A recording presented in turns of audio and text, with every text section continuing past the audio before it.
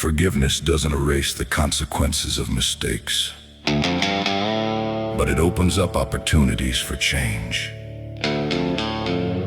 The poem tells of someone returning to a house they once hurt, unsure of being accepted, but ultimately finding a door still open. Ladies and gentlemen, some tears don't come from despair, but from a love so great that the heart has no room left to hold it.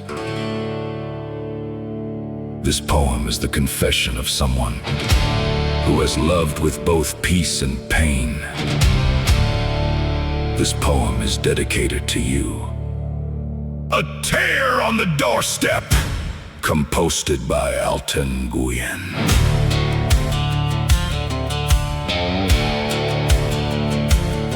I returned to the old house at the end of the street.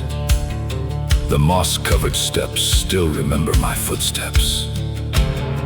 Years ago, I left in anger, leaving behind many broken pieces of my family. I carried the burden of guilt like a sack full of stones. Each step back weighed more heavily on my shoulders. Many times I stood outside and turned back for fear that she wouldn't want to see my face. That night the door was still lit. I reached out but didn't dare knock. The words I had practiced for so many days suddenly vanished. Only my heart pounded in my aching chest. The door suddenly opened. Mother stood silently watching. Her hair was whiter than my memory. I knelt down with no more excuses, only saying, "I am wrong, Mother." I recounted all the long years of running away, the mistakes I had blamed on others, the times I wanted to return and apologize, but pride kept me outside. My mother didn't say that the past was gone. She didn't say that the wound had healed immediately.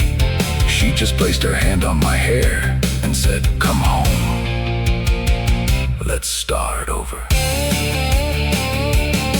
I burst into tears like a little child, tears falling onto the cold doorstep.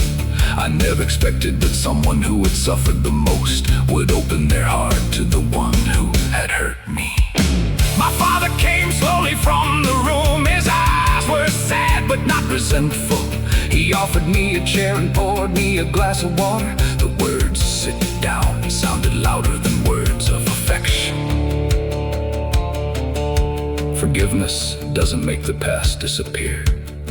What debt must be repaid with the heart? Broken trust needs years to rebuild, not a single tear of remorse.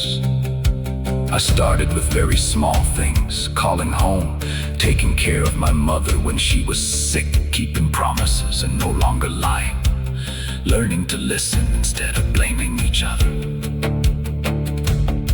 There were days when my father remained silent. I understood that he needed time. I didn't force him to forget quickly. I just persevered in living a decent, respectable life. Then one morning my father called me son, the familiar voice I had waited so long for. I turned away to hide my hot tears, but he looked at me and put his arm around my shoulder. Being forgiven didn't make me weak, but gave me the responsibility to live better. From the doorstep where tears once fell, I stepped in again as a son.